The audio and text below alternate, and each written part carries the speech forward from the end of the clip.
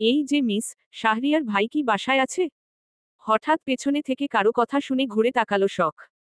লম্বা চওড়া শ্যামবর্ণের এক যুবক হাসি মুখে তাকিয়ে আছে তার দিকে।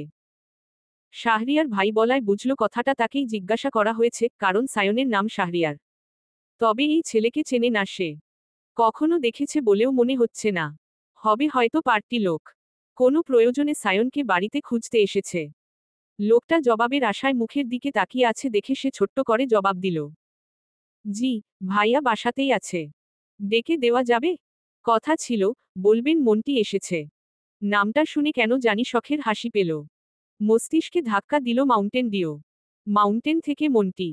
এত সুদর্শন ছেলের সঙ্গে নামটা বড্ড বেশি বেমানান লাগল। কারো নাম নিয়ে কটু কথা বলা ঠিক না। এগুলো বাজে অভ্যাস। তাই সে মনকে ধমকে সম্মতি সূচক মাথা নাড়িয়ে ভেতরে চলে গেল। এদিকে ক্লাসের সময় হয়ে যাচ্ছে। প্রথম ক্লাসটা ধরতে পারবে কি না কে জানে। সে দ্রুত পায়ে তলায় উঠে সায়নের রুমের দরজা নক করল। ভাইয়া, ভাইয়া শুনতে পাচ্ছ? এই ভাইয়া, তোমার সঙ্গে মন্টি নামের একজন দেখা করতে এসেছে। ঘুমে কাতর সায়নের কোনো হুঁশ নেই। কড়া মেডিসিনের প্রভাবে গভীর ঘুমে তলিয়ে আছে। এদিকে শখ একনাগারে নক করেই যাচ্ছে। এজন্যই সায়নকে ডাকতে আসতে চায় না। ডেকে ডেকে গলা শুকিয়ে মরুভূমি হয়ে যায় তবুও সায়নের কানে ডাক পৌঁছায় না। শুদ্ধর ঘুম খুও পাতলা। একবারের বেশি দুবার ডাকলেই উঠে যায়। আর সায়ন মহিষ টাইপের, ঘুমালে দিন দুনিয়া ভুলে যায়। সকালবেলা হুট করে কারো রুমে প্রবেশ করা উচিত না, তাই আবার ডাকল। বেশ কয়েকবার ডাকার পর সায়ন ঘুম ঘুম চোখে ভেজানো দরজার দিকে একবারও তাকিয়ে ভেতরে ঢোকার অনুমতি দিল। শখ রুমে ঢুকতে ঢুকতে হাত ঘড়ির দিকে তাকিয়ে ব্যস্ত হয়ে বলল, ভাইয়া, তুমি নিচে যাবে? নাকি উনাকে উপরে আসতে বলবো? কার কথা বলছিস? মন্টি নামের একজন তোমার সঙ্গে দেখা করতে এসেছে। বাগানে দাঁড়িয়ে আছে। মন্টিকে? চিনলাম না তো। আমিও চিনি না। কখনো দেখিও নি। হবে হয়তো তোমার পার্টির লোক। তুমি বললে উপরে পাঠাবো। আচ্ছা, পাঠিয়ে দে। তা কোথাও বের হচ্ছিস নাকি তুই? হুম। ক্লাস আছে আমার। ফিরবি কখন? ক্লাস শেষ করে ল্যাবে যাব। দেরি হতে পারে। শীতল, স্বর্ণের ক্লাস নেই? যাবে না ওরা? যাবে, রেডি হচ্ছে। আমি আসি ভাইয়া, খুব লেট করে ফেলেছি আজ। আচ্ছা যা। শখ ব্যস্ত পায়ে যাওয়ার জন্য ঘুরতেই সায়ন তাকে পুনরায় ডেকে উঠল। এই শুন, টাকা নিয়ে যা। বাইরে কখন কি দরকার হয় বলা যায় না। এ কথা বলে সায়ন 1000 টাকার নোট এগিয়ে দিল। সে ভাইয়ের থেকে টাকা নিয়ে মিষ্টি করে হেসে বেরিয়ে গেল। বের হতে হতে শীতল, স্বর্ণও রেডি হয়ে রুম থেকে বের হলো। তিন বোন একসঙ্গে যাবে। ভিন্ন সময় ক্লাস থাকলেও আজ যাচ্ছে একসঙ্গে। শীতল শখের হাতে কলেজ ব্যাগ ধরিয়ে দিয়ে বুকের বেল্ট ঠিক করতে করতে দৌড়ে সিঁড়ি দিয়ে নামল। গলা ফাটিয়ে আম্মু, আম্মু করে ডাকতে ডাকতে রান্নাঘরে এসে পৌঁছালো। মায়ের কাছে ঘ্যান ঘ্যান করে ফুচকা খাওয়ার টাকা হাতিয়ে বড় মাকে বলল, ওহ বড় মা, আর 20 টাকা খুচরো থাকলে দাও না। কচকচে 100 টাকার নোট দেওয়া পরেও মেয়ের কথা শুনে শিমিন চৌধুরী কিছু বলার আগেই সীতারা থামিয়ে দিলেন। কিছুক্ষণ আগে ডিম এনে ভাঙতি টাকা থেকে 50 টাকার নোট বের করে তার হাতে ধরিয়ে তারা দিয়ে বললেন, ধর, ধর, শখ, রা চলে যাচ্ছে, তাড়াতাড়ি যা, এই তোরা সাবধানে যাস কিন্তু। আচ্ছা। মায়ের বকুনি থেকে বাঁচতে শীতলও টাকা নিয়ে ছুটল শখের পিছু পিছু। দৌড়ে এসে ব্যাগটা কাঁধে তুলে নিয়ে বেরিয়ে পড়ল তিনজন। স্বর্ণ বিরক্ত মুখে শীতলের দিকে একবার দেখে দ্রুত পা চালানোর তাগাদা দিল। তাড়াহুড়োর সময় রিকশাও পাওয়া যায় না, আজ পাবে নাকি কে জানে। একদিকে লেট করলে সবদিকেই এমন হয়। মন্টি নামের ছেলেটা তখনও দাঁড়িয়ে ছিল বাগানের দিকটায়। সম্ভবত ফোন কথা বলছিল। তাদেরকে দেখে কান থেকে ফোন সরিয়ে ঘুরে তাকালো। শখ এক নজর তাকিয়ে দৃষ্টি সরিয়ে পা বাড়াতেই পেছনে থেকে শুনতে পেল সীতারা চৌধুরী মন্টির উদ্দেশ্যে বললেন, এসো বাবা, ভেতরে এসো, সায়ন তোমাকে রুমে ডাকছে। উনার কথা শুনে মন্টি সীতারা চৌধুরী পেছনে পেছনে বাড়ির দিকে পা বাড়ালেও তার নজর ছিল চৌধুরী বাড়ির মেয়েদের দিকে। তিনটে পুতুল যেন চোখের সামনে। ছোটটা কি একটু বেশি সুন্দরী নাকি? নাম কি তার? কোন ক্লাসে পড়ে? স্কুলের গণ্ডি পেরিয়েছে তো? চৌধুরী নিবাসের মেয়েরা দেখতে এত সুন্দরী জানত না সে। এজন্যই কি তার বাবা তাকে বলেছিল, যাচ্ছ যাও। তবে চৌধুরীদের মেয়েদের দিকে নজর দিও না। মেয়েগুলো ভালো হলেও ভাই দুটো ডেঞ্জারাস। একবার যদি দেখে তুমি বোনদের দিকে তাকিয়েছ চিলের মতো উড়ে এসে কখন চোখ তুলে নিয়ে যাবে, আফসোস করারও সময় পাবে না। তাই নাকি? এত সাহস তাদের? হুম, আর তাদের বিশেষত্ব হলো তারা ছাড় দেয় কিন্তু ছেড়ে দেয় না। তুমি একটু বেশি বেশিই বলছো বাবা। কই তাদের নামে এমন কিছু শুনিনি কখনো। বোকারা কথা রটাতে পছন্দ করে আর বুদ্ধিমানরা গোপনে কাজ সারে। তারা সমাজের সম্মানিত মানুষ। সামান্য আচরও গায়ে লাগাতে দেয় না। আর শাহরিয়ার রাজনীতির মানুষ। সে বাড়িতে ভদ্র কিন্তু বাইরের আস্ত হয় না। যতটুকু জানি সে কারো গায়ে হাত তুলে হাত নোংরা করে না। সরাসরি মাটিতে গেড়ে গলায় ছুরি চালায়। বাবার কথায় সে হেসেছিল। কারণ তার মনে হচ্ছিল বাবা তাকে মজা করে কথা বলেছিল। কারণ এগুলো বছর বিদেশে থাকলেও মেয়েলি কেসে জড়ায়নি কখনো। কেউ বলতে পারবে না কখনো মেয়েদেরকে কটূক্তি করেছে। এসবের ধারে কাছেও নেই সে, ভদ্রগোছের ভদ্র মানুষ কিনা।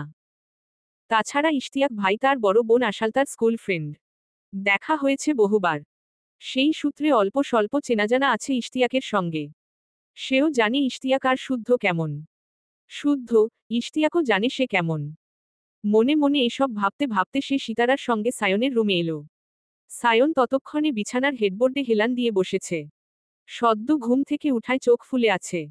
পার্টির ছেলেরা বাসায় আসবে না। কড়া আদেশ জারি আছে যত ঝামেলায় হোক কেউ যেন বাড়িতে না আসে। তাহলে এত সকালে কে এলো? কার এত জরুরি দরকার পড়ল যে সাধের ঘুমটার 12টা বাজিয়ে দিল? তখন দরজা খুলে সিতারার সঙ্গে থাকা ছেলেটাকে দেখামাত্রই কুচকানো ভ্রু মসৃণ হল। গম্ভীরতার ছাপ সরে ঠোঁটে হাসি ফুটল। মনটি তাকে দেখে কিছু বলার আগেই সায়ন বলল, আহনাফ তুই দেশে ফিরলি কবে? এসেছি গত সপ্তাহে। তা আপনার এই অবস্থা কেন ভাই? আমাদের পেশাতে এসব টুকটাক লেগেই থাকে। ছাড় সেসব কথা। তোর খবর বল। সায়নের কথা শুনে সে একটা কার্ড এগিয়ে দিয়ে জানালো তার বোনের অর্থাৎ সায়নের ফ্রেন্ডের বিয়ে। আশালতা অবশ্যই তাকে যেতে বলেছে। বোনের কার্ড বিলানোর দায়িত্বটা তার ঘাড়ে পড়েছে তাই আসতে হলো আর কি। সায়ন হেসে ব্যান্ডেজ করা হাতে কার্ড খুলতে গিয়ে থেমে গেল। সে খুলতে পারছে না দেখে আহনাফ কার্ড খুলে দিলে বরের নাম ধাম দেখল। খোঁজখবর নিল। তারপর সে ভিডিও কলে আশালতাকে ফোন করে কিছুক্ষণ ফাজলামি করল। সিতারা চৌধুরী চা নাস্তা দিয়ে গেলেন। তারা খেতে খেতে কিছুক্ষণ গল্প করে আহনাফ বিদায় নিয়ে চলে গেল। ড্যাশ শখ শীতল স্বর্ণ কিছুক্ষণ দাঁড়িয়ে থেকেও রিকশা পেল না। শখের প্রথম ক্লাস আজ মিস হয়েই গেল। আর কিছুক্ষণ দাঁড়িয়ে একটা রিকশা পেয়ে তারা চট জলদি উঠে বসল। শীতল ছোট বিধায় বসল শখের কোলের উপর। নতুবা বসে সিটের উপরে। ভাঙা রাস্তায় সিটের উপরের অংশে বসলে কেমন যে লাগে যে বসে সেই জানে। একদিন ফাঁকা অংশ দিয়ে ধপাস করে পড়ে গিয়েছিল শীতল। হাত ছিলে কি একটা অবস্থা। তারপর থেকে শখ জোর করে হলেও তাকে কোলে বসায়। আজ লেট হওয়াতে বিরক্তি প্রকাশ করতে করতে কিছুদূর গিয়ে শখ ভাড়া দিয়ে নেমে পড়ল। ওদেরকে সাবধানে যেতে বলে দ্রুতপায় ছুটল 4তলার ক্লাসের দিকে। ক্লাস মিস করলেও নোট মিস করা যাবে না। একটা নোট মিস গেলে চাপ বেড়ে যায়। তাই সে রোজকার পড়া রোজ সারে। এদিকে আর কিছুদূর গিয়ে স্বর্ণও নেমে গেল। সেও শীতলকে সাবধানে যেতে বলে সেও ছুটল জারুল তলায়। তার ফ্রেন্ডরা সেখানে বসে আড্ডা দিচ্ছে। ক্লাস শুরু হতে এখনো দেরি আছে। কিছুক্ষণ আড্ডা দিয়ে তারপর দল বেঁধে যাবে ক্লাস করতে। এটাই তো ভার্সিটি লাইফের আসল মজা। বোনকে যেতে দেখে শীতল আরাম করে বসল। ঘাড় ঘুরিয়ে ডানে বাঁয়ের মানুষ দেখল। পাখি দেখল। রাস্তা দেখল। পথের ধারে ফুটে থাকা ফুলের রং দেখল। এভাবে 10 মিনিট পর সেও তার কলেজের গেটে গিয়ে নামল। ভাড়া তখন শখ দিয়েছে তার টাকা বেঁচে গেল দেখে খুশি হল। সে ব্যাগটা কাঁধে নিয়ে পা বাড়াল গেটের দিকে। তার বেস্ট ফ্রেন্ড কিয়ারা তার জন্যই অপেক্ষা করছিল। তাকে দেখে কিয়ারা খ্যাক করে কিছু বলার আগে কিছু পড়ার শব্দে জনে ঘাড় ঘুরিয়ে তাকালো। একটা ছেলে বাইক নিয়ে পড়ে গেছে। বাইকের অবস্থা খুব খারাপ। পিচচালা রাস্তায় এভাবে পোড়ায় ছিলে ছুটে গেছে হাত পা। শীতল চুইংগাম চিবাতে চিবাতে ছেলেটাকে ভালো করে দেখল। এই ছেলেকে তাদের বাগানের কাছে দাঁড়িয়ে থাকতে দেখছিল। পথচারীরা তাকে ধরে তুলছে দেখে সে আর গেল না। চেনে না, জানে না। আর অনেকেই সাহায্য করছে। সে ছোট্ট মানুষ, গিয়ে না পারবে এত বড় একজন মানুষকে টেনে তুলতে। না পারবে তার নামি দামি বাইকটা দাঁড় করাতে। তাই কিয়ারার সঙ্গে ভেতরে চলে গেল। কলেজের মাঠে চলছে আরেকটা সার্কাস। বিদেশি জন ছেলে সাদা স্যান্ডো গেঞ্জি, সাদা লুঙ্গি ও মাথায় লাল গামছা বেঁধে হেঁটে বেড়াচ্ছে। তারা বিদেশি পর্যটক। মাত্র কিছুদিন হলো বাংলাদেশ এসেছে। এখানে এসে বাঙালিদের ঐতিহ্যবাহী পোশাক পরে বাংলাদেশ ঘোরার ইচ্ছে পোষণ করেছে। শিক্ষকরা তাদের এলাও করেছে। তারা অবশ্য হাঙ্গামা করছে না, আগ্রহভরে শুধু দেখছে। মাঝে মধ্যে ছবি তুলছে, কখনো নিজেরা নিজেরা বকবক করছে। তাদের দিকে কৌতূহলবশত তাকিয়ে আছে কলেজের অনেক স্টুডেন্ট। হাঁটতে হাঁটতে শীতলের হঠাৎ দৃষ্টি আটকে গেল কামরানের দিকে। এই কামরান ছেলেটা শুদ্ধর ঘনিষ্ঠ ফ্রেন্ড। সেও গবেষক এবং শুদ্ধর সঙ্গে থাকে এক ফ্ল্যাটে। তার তো এখানে থাকার কথা নয়, তাহলে সে এখানে কেন? আর এই বিদেশিদের সঙ্গেই বা কেন? তখন কিয়ারা কামরানকে দেখে বলল, ওই ছেলেটাকে চেনা চেনা লাগছে, কোথাও দেখেছি মনে হচ্ছে। ওটা শুদ্ধ ভাইয়ার বেস্ট ফ্রেন্ড কামরান ভাইয়া। কামরান? এ আবার কেমন নাম? এমনই নাম। কিন্তু এত নাম থাকতে কামরান কেন? উনার দাদার নাম ইমরান। উনার বাবার নাম যুবরান। উনি ছোটবেলায় যাকে তাকে কামড়ে দিত, তাই বাপ দাদার সঙ্গে মিল রেখে তার উনার নাম হয়েছে কামরান। বাড়ির মেয়েরা তাড়াহুড়ো করে বেরিয়ে গেলে সিরাত সায়নকে একবার দেখে এলেন। মুখ ফুটে কিছু না বললেও সিতারার পাশ ঘেঁষে দাঁড়ালেন। ছোট জায়ের এই অভ্যাসের কথা ভালো করে জানেন সিতারা চৌধুরী। সিরাত যখনই কিছু বলতে চায় তখন এভাবে ঘুরঘুর করে, বোকা বোকা হাসে। যতক্ষণ না নিজে থেকে কিছু জিজ্ঞাসা করবেন ততক্ষণ এভাবেই চরকির মতো ঘুরতে থাকবে। আজও তাকে পাশ ঘষতে দেখে সিতারা চৌধুরী ব্যাপারটা বুঝে এটো প্লেটগুলো ধুতে ধুতে বলল, কিছু বলবি মেজো? হুম, বল, জরুরি কিছু? বড় ভাবি, বলছিলাম যে সায়নের একটা বিয়ে দিলে কেমন হয়? বয়স তো কম হলো না ছেলেটার। এমনও হতে পারে লজ্জায় কিছু বলে না। সিতারা চৌধুরী যা এর দিকে একবার তাকিয়ে প্লেট ধুয়ে মুছে সাজিয়ে রাখলেন। তারপর ডিমগুলো ফ্রিজে রেখে বললেন, হঠাৎ একথা? ভালো কোনো মেয়ের সন্ধান পেয়েছিস? না, না, তেমন কিছু না। সায়ন, শুদ্ধ জনই প্রাপ্ত বয়স্ক। আজকে বিয়ে দিলে কালই ঘর আলো করে নাতি নাতনি আসবে। বাচ্চাদের কলকলানিতে ভরে উঠবে চৌধুরী নিবাস। কিন্তু যাদের জন্য মেয়ে দেখব ওরাই তো গুরুত্ব দেয় না। আমি বামা হয়ে আর কতভাবে বোঝাব, বল দেখি? ওয়াশরুম থেকে বের হতে গিয়ে সায়ন আহত পায়ে ব্যথা পেয়েছে। রক্ত বের হচ্ছে। একটা বউ থাকলে সেবাযত্ন করতে পারত। এত বড় ছেলের কখন কি লাগে আমরা কি বুঝব? বুঝলেও ছেলেটাও তো লজ্জায় কিছু বলে না, ডাকে না আমাদের। সিতারা চৌধুরী দীর্ঘশ্বাস চেপে দুপুরের রান্নার জন্য সবজিগুলো বুয়াকে কাটতে দিয়ে জবাব দিলেন, এবার শুদ্ধ ফিরুক, দেখি ওকে দিয়ে সায়নের সঙ্গে কথা বলাব। তোর বড় ভাই তোর আগে দেখতেও যায়নি ছেলেটাকে। কিছু বললে আমাকে উল্টো খিচমিচ করে ওঠে। এদের বাপ ছেলেদের দ্বন্দ্বে আমি মাঝখানে পড়েছি। না পারি স্বামীর কথায় সাপোর্ট দিতে, না পারি ছেলেদের যুক্তির কাছে হার মানতে। পছন্দ টছন্দ থাকলেও তো বলে না। আমরা কতদিন জিজ্ঞাসা করেছি, তোমরা দুই ছেলে মুখে কুলু পেটে বসে থাকে। সায়ন ফাজলামো করে কথা এড়িয়ে গেলেও শুদ্ধ যেন কানেই শোনে না। বুঝি না বাপু, এরা কি চিরকুমার থাকার পণ করেছে নাকি? এর আগে একটা মেয়ে দেখতে গেলাম, আমাদের অফিসের স্টাফের শালি। কি যে সুন্দর মেয়েটা, সাজিয়ে গুছিয়ে রাখলে জ্যান্ত পুতুল যেন একটা। সায়নকে ছবি দেখালাম। সায়ন বিয়েতে রাজি না দেখে শুদ্ধকে কত করে বললাম। সে ফোঁস ফোঁস করে বলে, বিয়ের প্রয়োজন অনুভব করলে জানাবো, তখন আয়োজন শুরু করো। আপাতত এসব বলে মাথা খারাপ করো না। তা প্রয়োজন অনুভব করবে কবে? অন্য বাড়ির ছেলেরা দেখি গোফনা গজাতেই বিয়ে বিয়ে করে মুখে ফেনা তুলে ফেলে। কত ছেলে মরতেও যায় বিয়ের জন্য। যত সব হয়েছে আমাদের বাড়ির ছেলেরা বিয়ের কথা শুনতেই পারেনি। এভাবে সিতারা চৌধুরী সিরাতের সঙ্গে ছেলেদের নিয়ে কথা বলছিলেন। তখন সিমিনের শীতলের মা কথা শোনা গেল। শীতলকে বকতে বকতে সিঁড়ি বেয়ে নামছে উনি। একগাদা জামা বের করে বিছানার উপরে স্তূপ করে রেখে গেছে মেয়েটা। পরে একটা বের করে পাঁচটা। তারপর পালা দিয়ে দলামলা পাকিয়ে রেখে চলে যায়। এত বড় মেয়ে হুঁশ জ্ঞান এখন না হলে আর কবে হবে? এসব বকতে বকতে জামা কাপড়গুলো একা হাতে গুছিয়ে ময়লা কাপড় ধুয়ে ছাদে মেলে এসেছেন তিনি। হাঁপিয়েও গেছেন। মেয়ের নামে অভিযোগের পসরা খুলে বসলেন। তখন সিরাত সিমিনের উদ্দেশ্য বলল, ছোট, শীতলকে নিয়ে ডাক্তারের কাছে যাওয়ার কথা ছিল না, কবে যাবি? সিরিয়াল দিয়েছিস? সিমিন তো একথা বলেই বসেছেন। সিরাত বলার পর উনার স্মরণ হল কথাটা। উনাকে মুখ দেখে সিতারা চৌধুরী বিরক্ত হয়ে বললেন, মা হয়ে এতগুলো মনা হলে কিভাবে হবে সিমিন? দেখিস না মেয়েটার পিরিয়ডের প্রথম দিন কি অবস্থা হয়।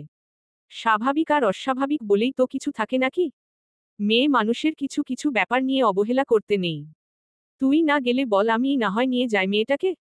যা, এর কথা বকা শিমিন মুখ কাচুমাচু করে জানালো উনি নিয়ে যাবেন। এরপর তিন যা মিলে গল্পে গল্পে, হাতে হাতে সাংসারিক কাজকর্মে ব্যস্ত হয়ে পড়লেন। ঘড়িতে তখন 10:30 হবে। সিতারা চৌধুরীর ফোনটা হঠাৎ নিজস্ব স্বরে বেজে উঠল। উনি ড্রয়িং রুম থেকে ফোনটা হাতে তুলে নজর বুলিয়ে হাসলেন। নাম্বার দেখে মমতাময়ী মন দর্দে উতলে পড়ল। উনি কল রিসিভ করে হাসিমুখে জিজ্ঞেস করলেন, আব্বা কেমন আছে? শুদ্ধ সদ্য শাওয়ার নিয়ে ভেজা চুল মুছতে মুছতে জানালো, ভালো আছি। তুমি কেমন আছো? বাড়ির সবাই কেমন আছে, আম্মু? আমরা সবাই ভালো আছি। সকালে নাস্তা করেছো বাবা? না, সারারাত ল্যাবে ছিলাম, কেবল ফিরলাম। একটা কথা জানাতে কল করলাম। কিছুক্ষণ পরে 5 জন গেস্ট যাবে বাসায়। লাঞ্চ সারবে। তুমি সামলে নিও প্লিজ। এরা পরিচয় নাকি অপরিচিত কেউ? বিদেশি সায়েন্টিস্ট। কিছু কাজের জন্য এসেছে আর কি। ও আচ্ছা, আচ্ছা। তুমি আসবে বাবা? তোমার বাসায় তোমরা গেস্টরা আসছে, তুমি না থাকলে কিভাবে হবে? আমিও আসছি। এই তো, এয়ার টিকিট কনফার্ম করেই তোমাকে জানালাম। আর আম্মু? ওরা কিন্তু কয়েকটা দিন থাকবে। সমস্যা নেই বাবা, তুমি শুধু সাবধানে চলে এলো তাহলেই হবে। মা ও ছেলে কথা শেষ করে কল কাটলেন। সিতারা চৌধুরী দুই যা কে গেস্টদের কথা বলতেই উনারাও কাজে লেগে পড়লেন। ভাগ ভাগ করে কাজ বেছে নিলেন। আপায়নে যেন ত্রুটি না থাকে সেই ব্যবস্থা করলেন। তবে কিছু জিনিস প্রয়োজন তাই লিস্ট করে শাহাদত চৌধুরীকে বাজারে পাঠালেন। শীতল ক্লাসে যায়নি। নরম ঘাসের উপর বসে কিয়ারার আনা তেঁতুল খাচ্ছে। গল্প করছে। কিয়ারার দৃষ্টি তখনও বিদেশিদের দিকে। বিদেশিরা রিকশায় চড়ে ঘাসের উপর ঘুরছে। কখনো নিজেরাই রিকশা চালাচ্ছে, রিকশা টেনে সামনে এগিয়ে নিতে না পারলে নিজেরা হাসাহাসি করছে। কিছুক্ষণ সেদিকে তাকিয়ে কিয়ারা কামরানকে ইঙ্গিত করে বলে বসল, উনারা দাদার নাম ইমরান, বাপের নাম যুবরান, উনার নাম কামরান। তা এই রানের বংশধরদের কোথায় কুড়িয়ে পেলি রে শীতল? বেলতলায়। ওহ, তা কামরান মিয়া বিদেশিদের সঙ্গে করছেটা কি? কি আশ্চর্য, আমাকে বলেছে নাকি? তুই গিয়ে জিজ্ঞাসা করে আয়। শুদ্ধ ভাইয়া কিছু বলেনি তোকে? নিজে বাঁচতে চাইলে খবরদার বলছি উনার নাম মুখেও নিবি না। উনার মতো বিটকেল জাতের কাজিন কারো আছে কি না জানা নেই। কপালই খারাপ বা ল। এভাবে বলছিস কেন রে শীতল? শুদ্ধ ভাইয়ার মতো এত ভদ্র, ড্যাশিং ছেলে হয় নাকি? তাও আবার সায়েন্টিস্ট। এই অবধি কি কি আবিষ্কার করেছে শুদ্ধ ভাই, জানিস কিছু? ব্যাঙের ছাতার নিচে বছরের পর বছর কিভাবে বসবাস করা যায় সেই গবেষণা চালাচ্ছে উনি। রেগে যাচ্ছিস কেন? বল না একটু শুনি। কি বলবো? সে শুধু দেখতেই ড্যাশিং না, তার হাতের চেলাকাঠের বাড়ি আরও ড্যাশিং। Sweet, tasty. খাবি একবার? টেস্ট কর, ভালো লাগবে। ভাইয়া আবার তোকে মেরেছে? শুধু মারেনি, ফোনটারও জান কবজ করেছে। যাওয়ার সময় সবাইকে গিফট দিয়েছে, আমাকে দেয়নি। লাগবে না তার দেওয়া গিফট। সায়ন ভাইয়া বলেছে সুস্থ হলেই আমাকে শপিং করাতে নিয়ে যাবে। এ কথা বললেও মুখ ভার করে ঘাসের দিকে তাকিয়ে রইল। শুদ্ধর এমন ব্যবহারে ভীষণ পেয়েছে সে। শখ, স্বর্ণকে দুটো ড্রেস দিয়েছে শুদ্ধ, সঙ্গে ম্যাচিং হিজাব। সাম্য, সৃজনকে রিমোট কন্ট্রোল হেলিকপ্টার আর তাকে দিয়েছে ঘা চেলাকাঠের বাড়ি। এবার এসে কবেকার রাগ তুলেছে কে জানে। শীতলের বেজার মুখ দেখে কিয়ারাও কিছু বলার সাহস পেল না। এখন কিছু বললেই শীতলের সমস্ত রাগ তার উপরে পড়বে। হঠাৎ শীতল কিয়ারার হাতের ফোনটা কেড়ে নিয়ে ফতাফত নাম্বার তুলে কাউকে কল দিল। ওপর পাশের মানুষটা কল তুলছে না। সেও হাল না ছেড়ে একের পর এক কল দিতেই থাকল। 4 বারের বেলায় কল তুলে গমগমে সুরে বলে উঠল, Shoaib speaking, who are you? শীতল নিশ্চুপ।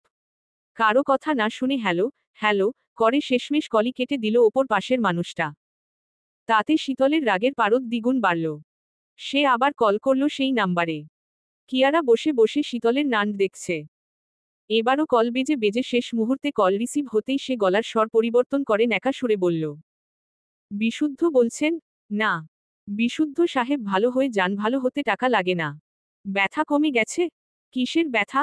এই যে চেলাকাঠ দিয়ে ঘা দিয়ে এলাম তার ব্যথা। ড্যাশ একক উদ্ধৃতি চিহ্ন শুরুর ফার্স্ট ব্র্যাকেট ডট। নিষেধ করেছিলাম না আমার সঙ্গে চালাকি না করতে? ড্যাশ একক উদ্ধৃতি চিহ্ন শুরুর ফার্স্ট ব্র্যাকেট ডট। শীতল মুখ লটকে তাকিয়ে আছে কিয়ারার দিকে। ইস, মুখে ওড়না গুজে কথা বলে কি লাভ হলো, বুঝেই তো ফেলল। মুখ থেকে ওড়না বের করে সে কিছু বলার আগে শুদ্ধ বলল, কলের কারণ? আপনাকে একটু দরকার ছিল। কেন? শোকেসে সাজিয়ে রাখার জন্য। এ কথা বলে শীতল কল কেটে ফোনের দিকে তাকিয়ে মুখ ভেঙচি দিয়ে বলল, দিলাম খোঁচা। এবার মারেন দেখি, কেমন পারেন। এ কথা বলে শীতল সুন্দর করে হাসল। এবার শান্তি লাগছে। সেও বুঝুক কাউকে খোঁচামার্কা কথা বললে কেমন লাগে। সে স্বস্তির নিঃশ্বাস ফেলে শুদ্ধর ফোন নাম্বার ডিলিট করে কিয়ারাকে ফোন ফিরিয়ে দিল। আজ একটু বেশিই সাহস দেখিয়ে ফেলেছে। কারণ সে জানে শুদ্ধ এবার দেরি করে বাড়ি ফিরবে, বড় মাকে তাই বলতে শুনেছে। দেরি করে এলে ভুলে যাবে আজকের কথা। এ কথা ভেবে একটু খোঁচাল আর কি। এখন শুদ্ধ খোঁচা খেয়ে দিন পার করুন। তখন দুপুর 1:35। শীতল আর কিয়ারা কলেজ থেকে বেরিয়ে ফুটপাত ধরে হাঁটছে। মুখ ভার জনেরই। ক্লাস করবে না বলে জারুল গাছের নিচে নিজেদের আড়াল করে বসেছিল, যাতে কেউ দেখতে না পায়, না খোঁজে। কিন্তু হঠাৎ জাদ্রেল এক স্যার সেখানে উপস্থিত হন। একের পর প্রশ্ন করতেই থাকেন। অতঃপর প্রশ্নের তোপে পড়ে অগত্যা তাদেরকে ক্লাসে যেতেই হয়েছে এবং সবগুলো ক্লাসও করতে হয়েছে। মাথার উপরে চড়া রোদ, ভ্যাপসা গরম, গাছপালা থম মেরে আছে যেন, পাতা নড়লেও জাত যাবে। এই রোদের মধ্যে না হেঁটে শীতল কিয়ারাকে বিদায় জানিয়ে রিকশায় উঠে বসল। অতঃপর চৌধুরী নিবাসের গেটের সামনে নেমে ভাড়া মিটিয়ে ভেতরে প্রবেশ করল।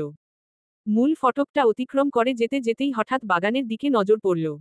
ফুলের বাগানের একপাশে ফলের গাছ লাগানো, তবে অন্য ফলের তুলনায় বেশিরভাগই টক জাতীয় ফলের গাছ রয়েছে সেখানে।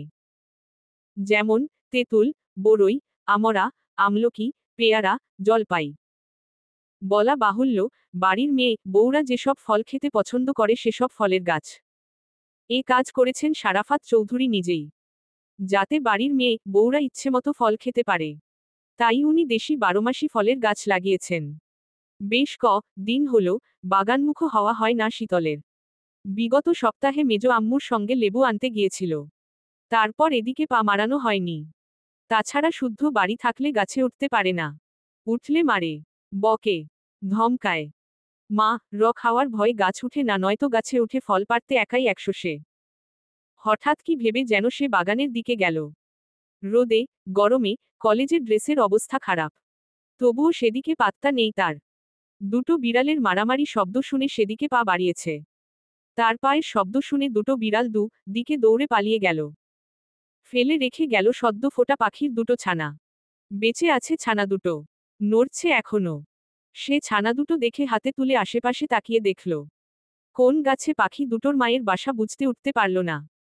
তবে মাথার উপর বড়ই গাছ দেখে বুঝল পাখির বাসা এখানেই হবে। সে কলাপাতা ছিঁড়ে পাখির ছানা দুটো রেখে পিছু সরে একটু আড়ালে লুকিয়ে রইল। মা পাখিটা কিচিরমিচির শব্দে হাজির হয়ে মুখে করে তার বাচ্চা দুটো নিয়ে চলে গেল। ভর দুপুরে ভালো একটা কাজ করে মনটাও ফুরফুরে হয়ে গেল। তারপর কি ভেবে গাছের দিকে তাকিয়ে ভাবল অনেকদিন পেয়ারা মাখা খাওয়া হয় না। যেই ভাবা সেই কাজ, কাঁধের ব্যাগটা মাটিতে রেখে তরতর করে গাছের উঠে ডাসা ডাসা গোটা কয়েকটা পেয়ারা ছিঁড়ল। এদিক ওদিক তাকিয়ে গাছের ডালে বসে তৃপ্তি সহকারে খেল। পেটে ক্ষুধা থাকায় মনে হচ্ছিল পেয়ারা না যেন অমৃত খাচ্ছে। নিজেদের বাগানে তারা খাওয়ারও ভয় নেই, ধমকানোর সুযোগ নেই। যে ধমকানো সে তো বাড়িতেই নেই, তাহলে কিসের ভয়। এসব ভেবে সে ইচ্ছেমতো দেখে দেখে বেছে বেছে পেয়ারা নামিয়ে নিচে নামল। তারপর সেগুলো ব্যাগে পুরে চলল বাড়ির ভেতরে। গাছ উঠতে নামতে গিয়ে ড্রেসটা নষ্ট হয়ে গেছে, না ধুলেই নয়। তবে সে ধুবে না, কারণ এই বাহানায় আগামীকাল কলেজ মিস করবে। মনে মনে এমন দুষ্টু পরিকল্পনা এঁটে চেঁচিয়ে আম্মু আম্মু করে ডেকে ফুরফুরে মেজাজ ড্রয়িং রুমের পা রাখতেই থমকে দাঁড়িয়ে গেল। তার ডাক শুনে উপস্থিত একজোড়া চোখের দৃষ্টি তার দিকে নিবন্ধ। সে মুখ কাচুমাচু করে দ্রুত পা ফেলে রান্নাঘরের দিকে ছুটল। বিদেশিরা এখানে কেন? সে রান্নাঘরে গিয়ে মা চাচিদের ব্যস্ত হাতে খাবার রেডি করতে দেখে বুঝল তারা গেস্ট হয়ে এসেছে। তাদের জন্যই রান্না হয়েছে হরেক পদ বাঙালি আইটেম। রান্নাঘরের দরজায় তাকে দেখে সিরাত আস্তে করে বলল, এ কি অবস্থা তোর? কলেজ থেকে ফিরলি নাকি যুদ্ধ করে? এরা কারা মেজমা? শুদ্ধর গেস্ট। যা তাড়াতাড়ি ফ্রেশ হয়ে আয়। শুদ্ধর গেস্ট কথাটা তার মস্তিষ্কে টোকা দিল। ঢোক গিলল কয়েকবার। মস্ত বড় ডাইনিং টেবিল জুড়ে সিট দখল করে বসে আছে চেনা অচেনা মানুষজন। সে কথা বাড়ল না। পরনের ড্রেসের হাল দেখে পেয়ারাগুলো রান্নাঘরে রেখে গুটি গুটি পায়ে এগোলো সিঁড়ির দিকে। এমনকি সিঁড়িতে উঠতে উঠতেও ঘাড় ঘুরিয়ে পেছনে তাকিয়ে দেখতে দেখতে রেলিং ধরে উঠছে। ভয় কাজ করছে। যার গেস্ট সে কি বাসায় এসেছে নাকি? যদি আসে তাহলে মার খাওয়া ফরজ হয়ে গেছে। আজকে মার খাওয়া থেকে কেউ বাঁচাতে পারবে না। আজ বুঝি আধমরা হতেই হবে। এসব ভাবতে ভাবতে সে দাঁত দিয়ে নখ খুঁড়তে খুঁড়তে সিঁড়ি পেরিয়ে শখের রুম বরাবর আসতেই দরজা খোলার শব্দ শুনল। শুদ্ধর রুমের দরজা খুলছে দেখে সে তড়িঘড়ি করে লুকাতে গিয়েও শুদ্ধর মুখোমুখি পড়েই গেল। এভাবে তাকে দৌড়াতে দেখে শুদ্ধ ভ্রু কুঁচকে দাঁড়াল। আপাদমস্তক দেখে বিশেষ করে ড্রেসের হাল দেখে শীতল চাহনি নিক্ষেপ করে বলল, গাছে উঠেছিলি? শীতল মুখ কাচুমাচু করে নত মস্তকে কেবল মৃদুভাবে মাথা নাড়াল। শুদ্ধ কিছু বলল না, শুধু ভ্রুজোড়া কুঁচকে তাকিয়ে রইল। রোদে চোখ, মুখের কি অবস্থা করেছে। মোদ্দা কথা, ভর দুপুরে গাছে উঠে কেউ পড়ে হাত পা ভাঙলে কি হতো?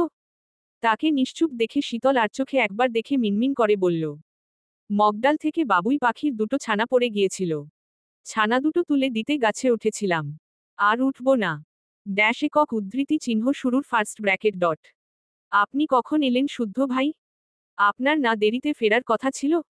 শোকেসে সাজানোর তলব করে ভুলে গেলে চলবে? তোর এত আগ্রহ দেখে দেরি করিনি, কাজকর্ম ফেলে চলে এসেছি। চল, এবার শোকেসে সাজাবি আমায়। শীতলের মুখটা চুপসে গেল। সে চুপসানোর মুখটা নিয়ে মায়া মায়া সুরে শেষ প্রচেষ্টায় নামল। এই মুহূর্তে মিষ্টি মিষ্টি কথায় যদি একবার পালিয়ে বাঁচতে পারে, ভুলেও রুমের দরজায় খুলবে না।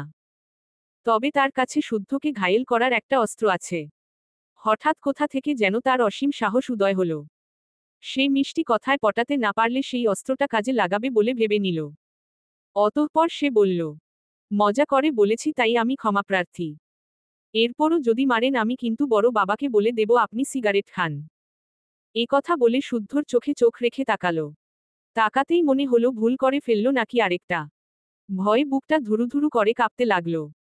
তবে তাকে অবাক করে দিয়ে শুদ্ধ পাল্টা জবাব দিল না, পাশ কাটিয়ে চলে গেল।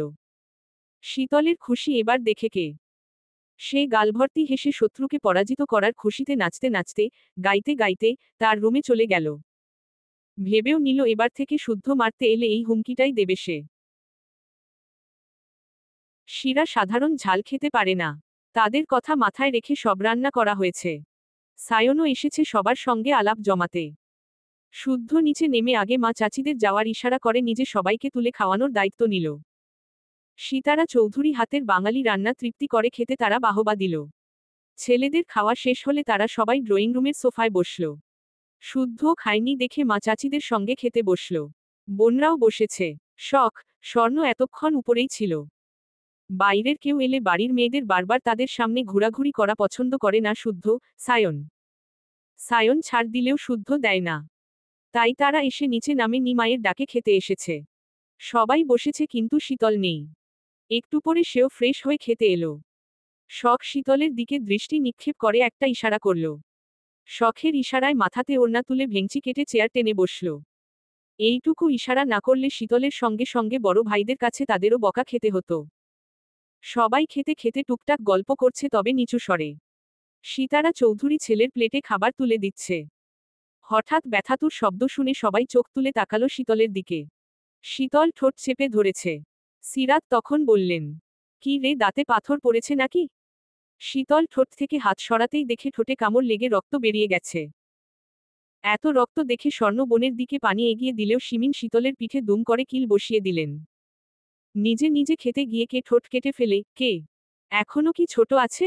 নাকি তাকে হাতে তুলে খাইয়ে দেওয়ার বয়স আছে? এত তাড়াহুড়োয় খেতেই হবে কেন? সব সময় এত কিসের চঞ্চলতা? শিমিন মেয়েকে চাপা সুরে বকতে শুরু করলেন। এদিকে ঠোঁটের তীব্র জ্বলন, অন্যদিকে কিল, এই টোর চাপে শীতল ঠোঁট ভেঙে কেঁদে ফেলল।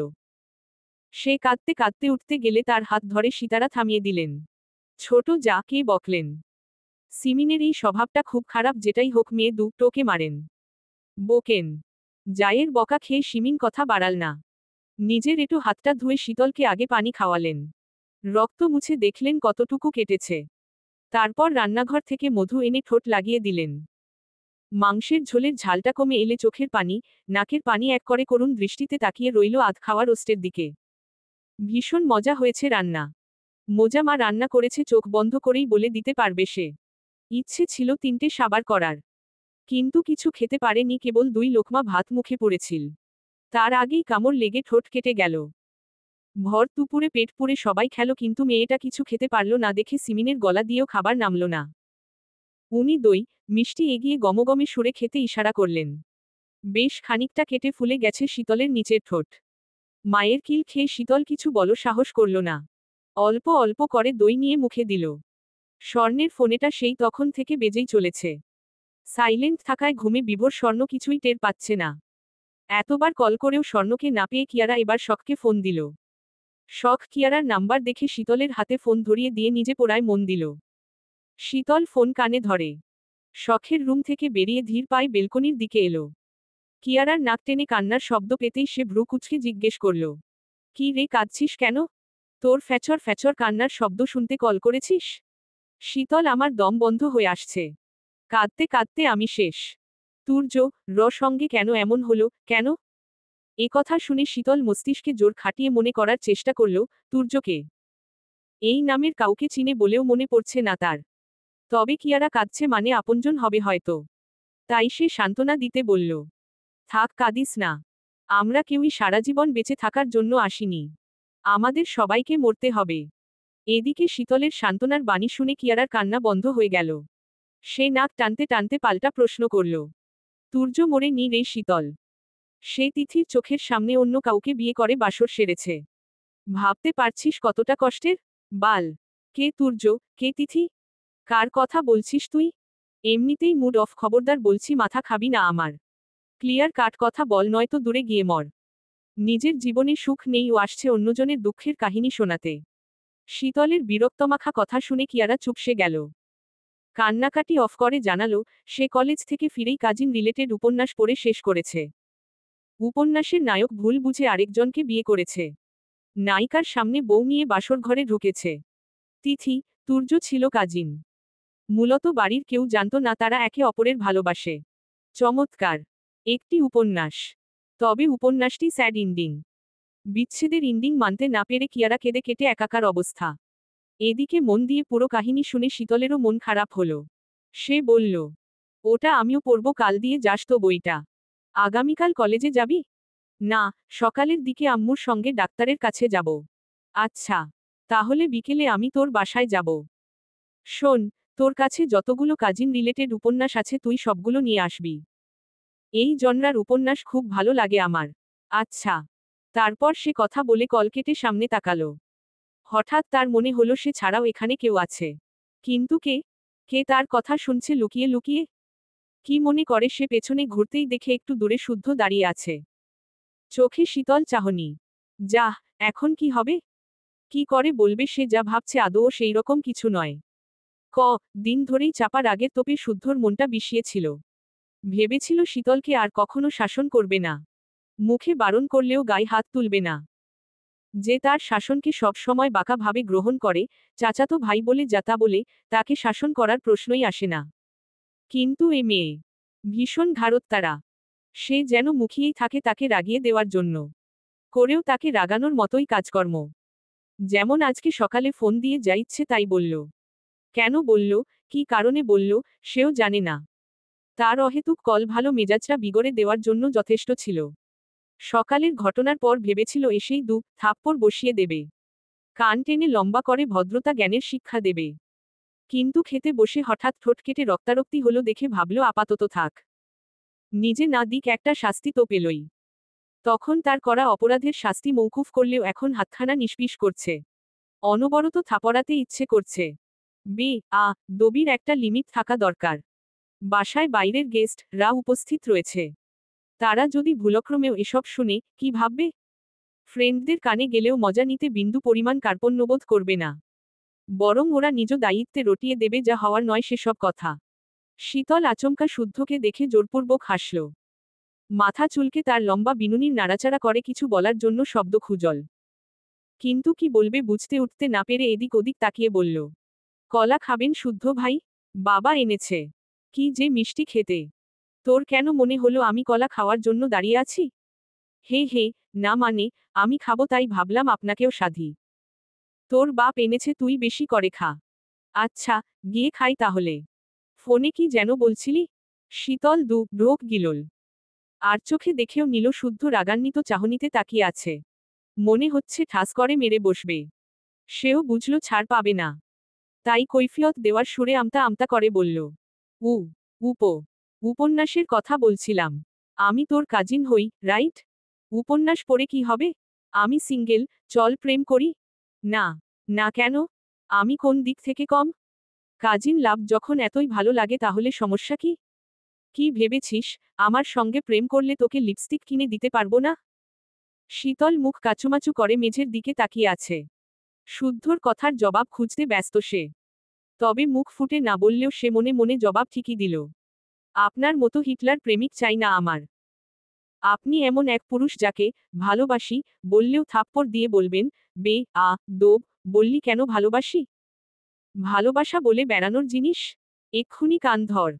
ধর বলছি, নয়তো চেলাকাঠ দিয়ে মেরে তোর পা ভাঙবাজ। মনে মনে চিৎকার করে এ কথা বললেও মার খাওয়ার ভয় মুখে বলা হলো না। শীতলকে চুপ থাকতে দেখে শুদ্ধ এক কোণে রাখা ঝুল ঝাড়া ঝাড়ুটা নিতে গেলে শীতল বেলকনির সঙ্গে সেটে দাঁড়াল। চোখ মুখে তীব্র ভয়। সে এবার ভয়ে ভয়ে জবাব দিল, কাজিন রিলেটেড বই দূর জীবনেও উপন্যাসের নাম মুখে নেব না। কেন, তোর না ভালো লাগে? কিছুক্ষণ আগেও ভালো লাগতো, এখন আর ভালো লাগছে না। ওসব পচা বই, পচা জিনিস থেকে দূর থাকা উত্তম। এ কথা বলতেই সায়ন তখন খুঁড়িয়ে খুঁড়িয়ে এসে শুদ্ধর পাশে দাঁড়াল। শীতলের রিমান্ডে চলছে দেখে হাসতে হাসতে বলল, এখন রুমে যা, শুদ্ধর ফ্রেন্ডরা এদিকে আসছে। কয়েকজোড়া পায়ের পদধ্বনি কানে আসতেই শীতলের কিছু বলারও সুযোগ হল না, দ্রুত স্থান ত্যাগ করল। সব সময় তার সঙ্গেই এমন হয়। বলতে যায় এক মানুষ বুঝে বসে থাকে আরেক, করতে যায় এক ঘটিয়ে বসে থাকে আরেক। জীবনটাই বেদনার। তাকে যেতে দেখে সায়ন বলল, ছোট মানুষ, কি বলতে কি বলেছে, বাদ দে। কথার ধার দেখে কিন্তু মনে হয় না ছোট মানুষ। ওইটুকু ধার না থাকলে কি মনে হবে চৌধুরী বাড়ির মেয়ে? এবার বল, ল্যাবের কাজ কতটুকু এগোলো? ঢাকা থেকে একেবারে ব্যাক করবি কবে?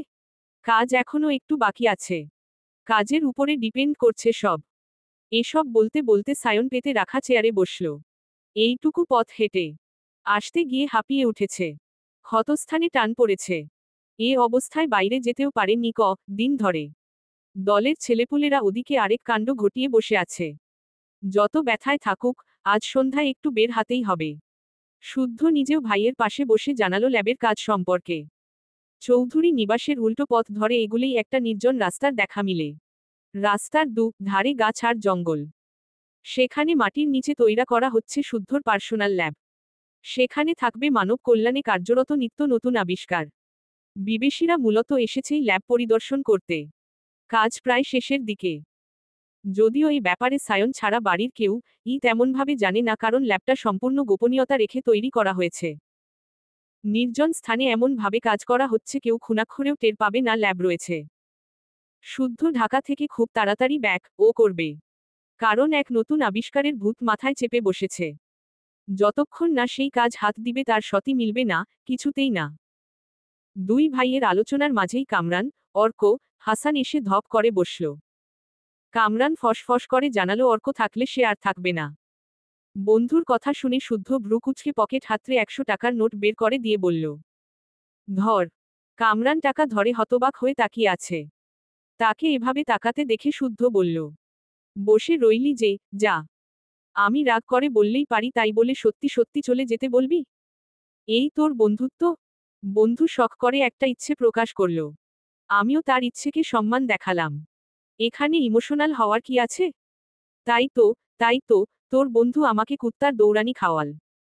আমি আর একটু হলে পটল তুললাম, সেসব কিছুই না। সাধারণ একটা কথা বললাম তাতেই। যা শালা, তোদের কারো সঙ্গেই বলবো না কথা। শুদ্ধ এবার অর্কের দিকে তাকালো। কে বলবে এই ছেলেটা সবাইকে খোঁচা মেরে বেড়ায়? এই যেমন কামরানকে কুত্তার দৌড়ানি খাইয়ে কি সুন্দর গোবেচারা মুখ করে তাকিয়ে আছে। চেহারাখানা দেখে যে কেউ বলবে ভাজা মাছটি উল্টো খাওয়া জানে না।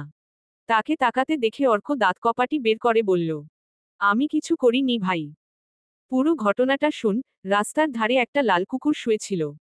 আমি শুধু পেছনে থেকে তাড়িয়েতে সুরসুরি দিয়েছি। কিন্তু কুকুরটা আমাকে দৌড়ানি না দিয়ে কামরানের পেছনে ছুটতে শুরু করল। এখানে আমার কি দোষ? আমি কি কুকুরকে বলেছি ওর পেছনে যা? অর্কের বলার ভঙ্গিতে সায়ন হো হো করে হেসে উঠল। হাসান মিটিমিটি হাসতে হাসতে বলল, আর একটু হলেই কামরানের বিয়ের স্বাদ মিটে যেত। ছোটবেলায় তুই মানুষকে কামড়ে বেড়াতি কুকুরটা বোধ হয় তারই শোধ নিল। এ কথা বলতে না বলতেই কামরান এক ঘুষি বসিয়ে দিল হাসানের বাহু বরাবর। নামের জন্য সবাই তাকে পচায়, সবাই। বন্ধুরা তো কথায় কথায় খোঁচায়। এখনো অর্ক, হাসান আর কামরানের তর্ক বিতর্ক চলছে। আর শুদ্ধ বিরক্ত মুখে তাকিয়ে রইল। তিনজনে সারাক্ষণ মেয়ে মানুষের মতো সামান্য ব্যাপারেও ঝগড়া করে। ঝগড়া থামাতে গেলে তার সঙ্গেও তুমুল ঝগড়া বেঁধে যায়। পরে নিজেরা সরি বলে দাঁত বের হাসে। লজ্জাও বলে কিছু নেই এদের। এরা শুধু কাজের সময়টুকু সিরিয়াস থাকে। সেই সময় তারা সায়েন্টিস্ট রূপে ফিরে আসে। দূরদর্শিতা, গম্ভীরতা, বুদ্ধিমত্তা তাদের চেহারায় স্পষ্টভাবে ফুটে ওঠে। দুই বিদেশি স্যান্ডি, জলিত এদের সঙ্গে মিশে বাদর তৈরি হয়েছে। সায়ন চুপ করে এতক্ষণ এদের কথা শুনছিল। শুদ্ধ এর আগে কখনো বাসায় বন্ধুদের আনেনি। এবারও প্রথম আনার যথাযথ কারণও রয়েছে বটে। প্রতিটা পেশায় একজন শিক্ষাগুরু থাকে। উনার থেকে হাতেখড়ি হয় সব কাজের। এরপর শিষ্যরা যখন শিখে যায় তখন তাদেরকে ছেড়ে দেওয়া হয় নিজেরা কিছু করে দেখানোর আশায়। বিগত 5 বছরে তারা শিখেছে অনেক কিছু, এবার তাদেরও কিছু করে দেখানোর পালা। নিজেদের আবিষ্কার দিয়ে নিজেদের নাম তৈরি করার পালা। হঠাৎ সায়নের ফোন বেজে উঠল। সে কল রিসিভ করে হ্যালো বলতেই শোনা গেল আহনাফের গলা। আহনাফ একটা কথা বলে তার বাবার হাতে ফোনটা ধরিয়ে দিল কথা বলার জন্য। সায়ন উনাকে বিনয়ী সুরে সালাম দিয়ে কুশল বিনিময় করল।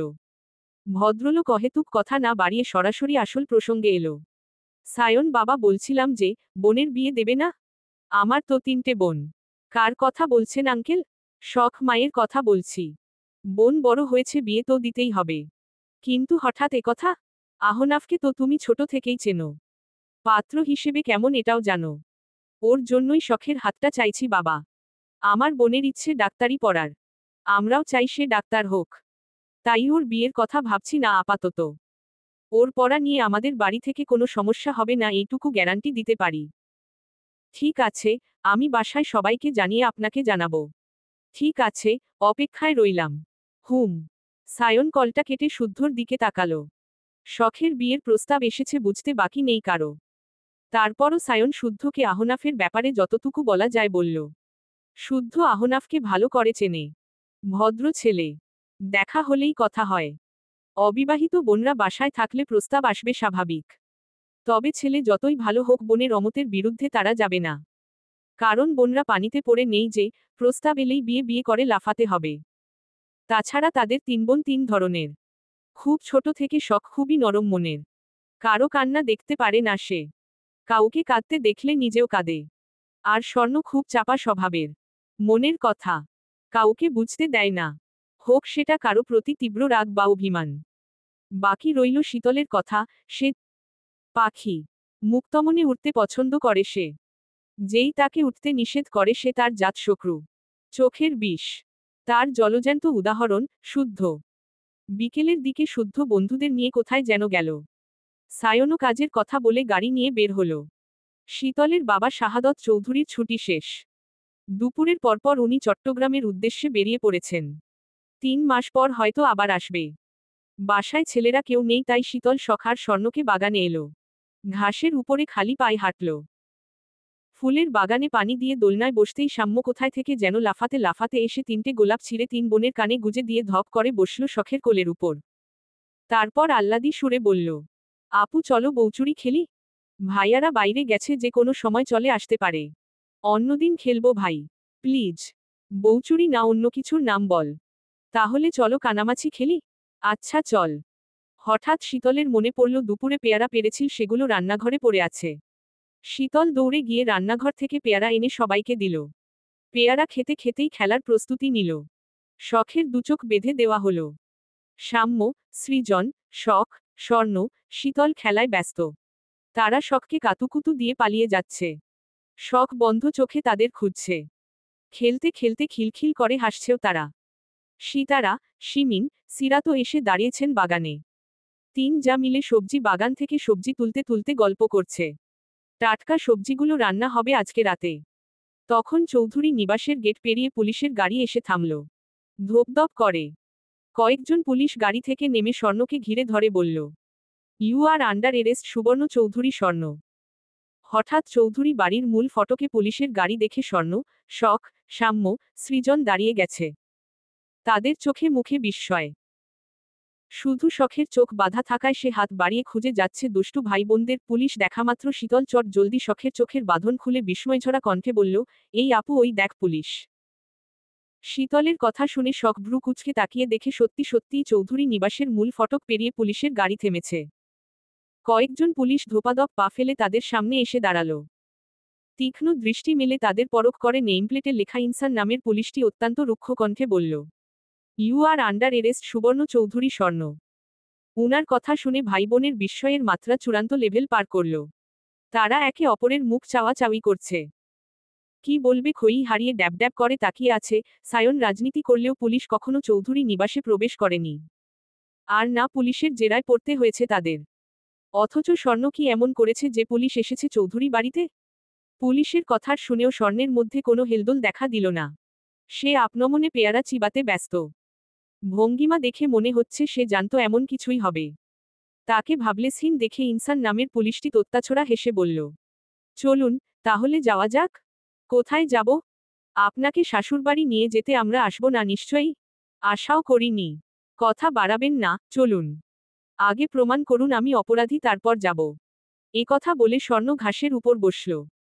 হাতের আধখাওয়া পেয়ারার দিকে তাকিয়ে বিরক্তমুখে শীতলকে বলল, কি পেরেছি সেটা? এত কষ্টা কেন?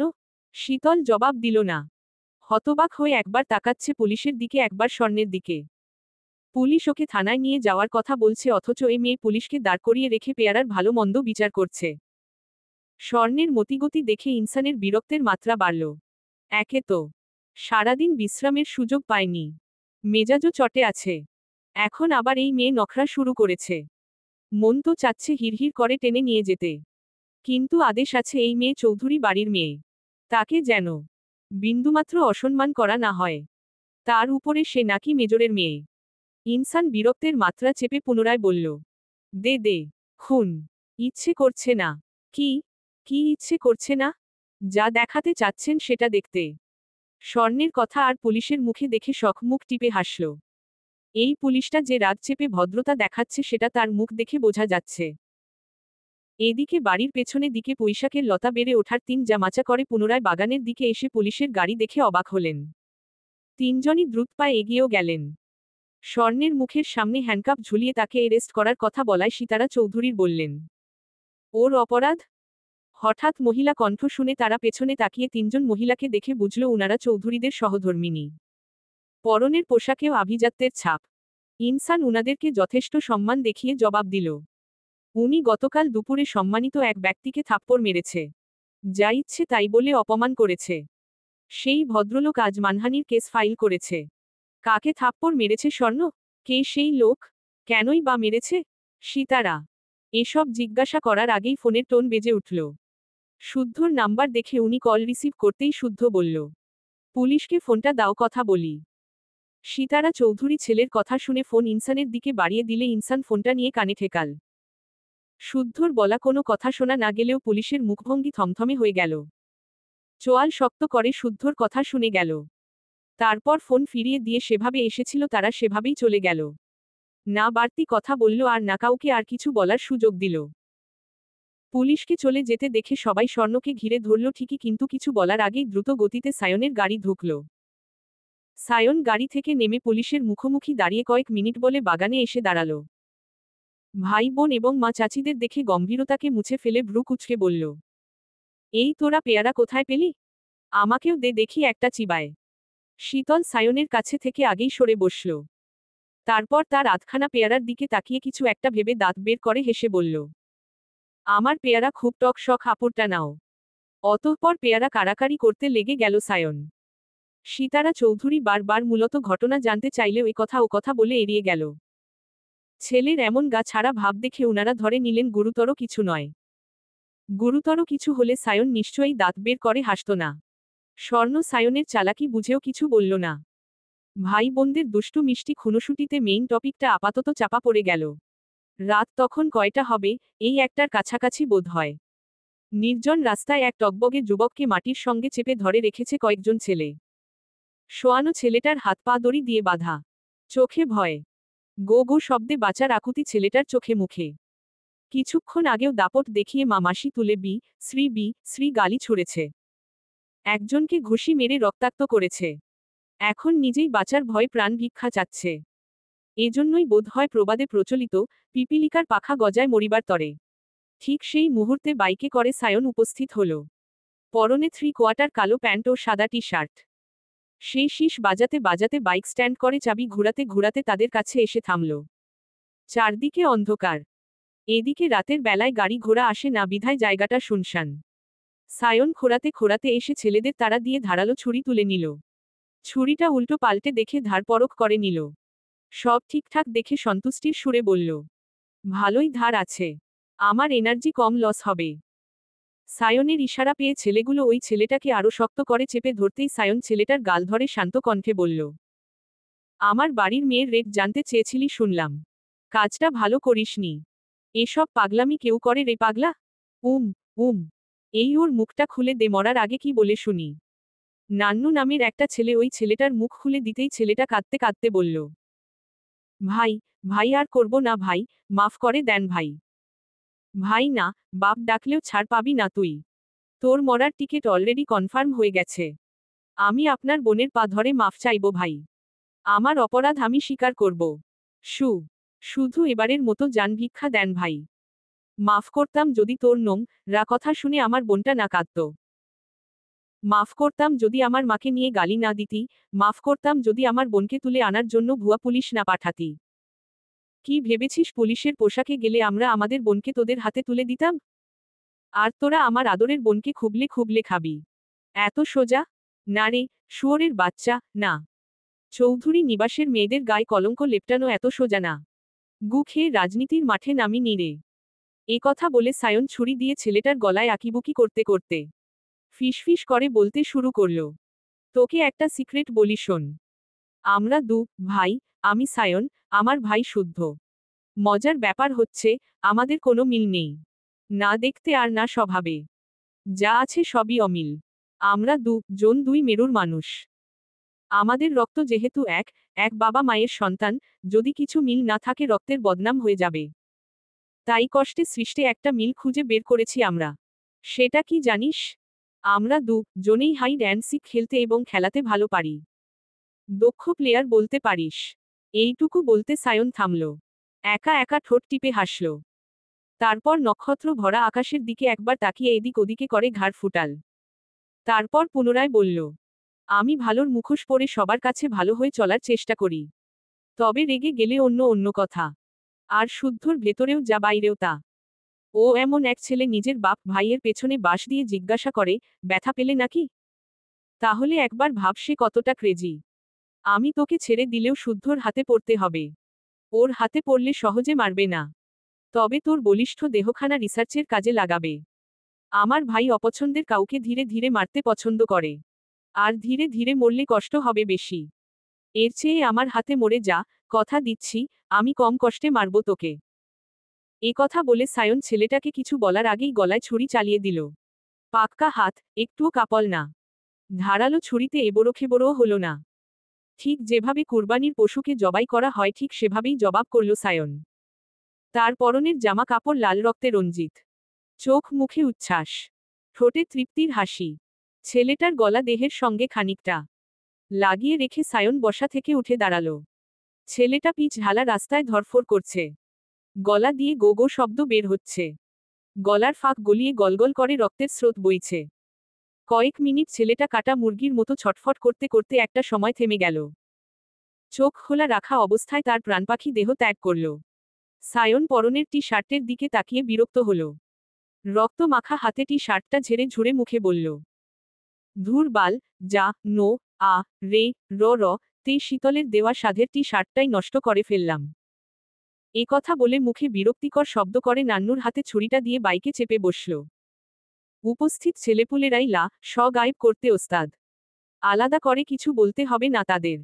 তবে রাজনীতিবিদ জাহিদ হোসেনের একমাত্র ছেলে অঙ্কনকে মনমতো শাস্তি দিতে পেরে মেজাজ ফুরফুরে। খুব শান্তি লাগছে। মনে হচ্ছে পৃথিবীটা এত রঙিন কেন, সুন্দর কেন। সে নির্জন রাস্তায় বাইকের গতি স্বাভাবিক রেখে শীষ বাজাতে বাজাতে প্রফুল্ল সুরে গান ধরল। কাছে আইসো, আইসো রে, বন্ধু, প্রেমের কারণে। ভালোবাইসো, বাইসো রে, বন্ধু, আমায় যতন। পরের দিন সকালে, বন্ধুদের বিদায় জানিয়ে কেবলই এসে বসেছে শুদ্ধ। ডাইনিং টেবিলের চেয়ারে বসে তিন বোন গুজর গুজর করছে। আজকে সরকারি ছুটি বিধায় সবাই বাসাতেই আছে। শুদ্ধ সোফায় বসে সামনের সেন্টার টেবিলে থাকা এসির রিমোট নিয়ে এসি অন করল। গরমে যান যায় যায়। সে এখনো তাকে খেয়াল করিনি হয়তো। কাউকে ডেকে পানি চাইলেও শুনতে পাবে না। কারণ সাম্য সাউন্ড বক্সে ফুল ভলিউমে গান ছেড়েছে। যেন এটা বিয়ে বাড়ি। হঠাৎ মায়ের বকুনিতে সে গান বন্ধ করে ফুটবল খেলতে চলে গেল বাগানে। সৃজনও সেখানেই আছে। গান থামায় সকলের কান মাথা যেন বাঁচল। এইদিকে শীতল, শখ, স্বর্ণকে লাল শাক বাঁচতে দিয়ে গেছেন সিরাত। তিনজন বাঁচতে বাঁচতে গল্প করছে। হঠাৎ কি ভেবে শীতল রান্নাঘরে থাকা সীতারা চৌধুরীর দিকে তাকিয়ে বলে উঠল, ওহ বড় মা, শুদ্ধ ভাইয়ের বিয়ে দিবে না? দিব। ভালো মেয়ের সন্ধান পেলে খোঁজ দিস। খোঁজ আছে। কিন্তু তোমার ছেলের বউ টিকবে না বিয়ে দিয়ে, আর কি করবা? বরং ভাইয়ার বিয়ের চিন্তা বাদ দিয়ে অহেতুক টাকা পয়সা খরচ না করে ওই টাকাগুলো আমাকে দাও, ট্যুর থেকে ঘুরে আসি। শীতলের কথা শুনে শিমিন এবার খ্যাক করে উঠে ধমকে বললেন, এ আবার কেমন কথা? বড় ভাইকে নিয়ে এভাবে কথা বলে? দিন দিন বে আ দ বের ধারী হচ্ছে একদম। আম্মু, পুরো কথা না শুনে শুধু শুধু বকবে না। শুদ্ধ ভাইয়ের বউ টিকবে না কারণ শুদ্ধ ভাইয়ের সমস্যা আছে। এবার সীতারা, সিরাত, শিমিন একে অপরের মুখ চাওয়াচাওয়ি করল। এ মেয়ে সমস্যা বলতে কি বোঝাতে চেয়েছে? উনারা যা ভাবছেন তাই? তার মানে সমস্যার কারণে শুদ্ধ, সায়ন বিয়ে করতে রাজি হয় না? সমস্যা থাকতেও পারে তাই বলে দু জনেরই? এ আবার কেমন কথা? কই আগে কখনো শুনেননি তো। শীতল চঞ্চল, কিন্তু সে না জেনে শুনে আন্দাজে কথার বলারও মেয়ে না। তাও আবার শুদ্ধকে নিয়ে। কারণ শুদ্ধকে নিয়ে ভুল বকলেই তার কপালে মাইন নিশ্চিত। তাই তার কথায় গুরুত্বের সঙ্গে নিলেন উনারা। অতঃপর তিন যা নিজেরা গুজগুজ করে রান্নাঘর থেকে বেরিয়ে শীতলের কাছে এসে বললেন, হ্যাঁ রে মা, তুই জানলি কিভাবে শুদ্ধর সমস্যা আছে? সকাল থেকে ডান হাত লুকাচ্ছে টাকা আসবে বোধ হয়। আচ্ছা টাকা দেব, এখন বল। ভাইয়ার বন্ধুরাই বলাবলি করছিল। ভাইয়াও ছিল। উনি নিজেও স্বীকার করেছেন। আমি সায়ন ভাইয়ার রুমে যাওয়ার সময় উনাদের বলা কথা শুনতে পেয়েছিলাম। শীতলের কথা শুনে সীতারার চিন্তা দ্বিগুণ বেড়ে গেল। এই তাহলে বিয়ে না করার মূল কারণ? এর সমাধানই পাবেন কিভাবে? না, না, জেনে শুনে এসব নিয়ে বসে থাকা যাবে না, আজকেই সারাফাত চৌধুরীর সঙ্গে কথা বলতে হবে। প্রয়োজনে ওই দুই গাধাকে মারতে মারতে ডাক্তারের কাছে নিয়ে যেতে হবে। এগুলো চেপে থাকার জিনিস? চেপে রাখলে কি সমাধা হবে? বাবা মায়ের কাছে এত কিসের লজ্জা?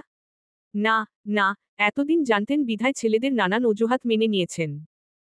আজ যেহেতু জেনেই নিলেন আর বসে থাকবেন না। এদিকে সোফায় বসা শুদ্ধর ফোন কল করা আঙুলটা থেমে গেছে। ঘাড় ঘুরিয়ে তাকিয়ে আছে মায়ের চিন্তিত মুখের দিকে। ওদের বলা কথাবার্তা ও চিন্তাধারা দেখে শুদ্ধ একবার নিজের শরীরের দিকে তাকালো। তারপর বিড়বিড় করে বলল, কি আশ্চর্য! সমস্যা আমার, আমিই কিছু জানি না অথচ বাড়িশুদ্ধ সবাই জেনে বসে আছে। বিড়বিড় করে একথা বলে সে পুনরায় ফোন কল করতে করতে হাত ছাড়ল। শীতল, বাগান থেকে একটা চেলাকাঠ এনে দিত। শরীর ম্যাজম্যাজ করছে, কাউকে ইচ্ছে মতো পিটায়। পরবর্তী পর্ব পেতে চ্যানেলটি সাবস্ক্রাইব করুন।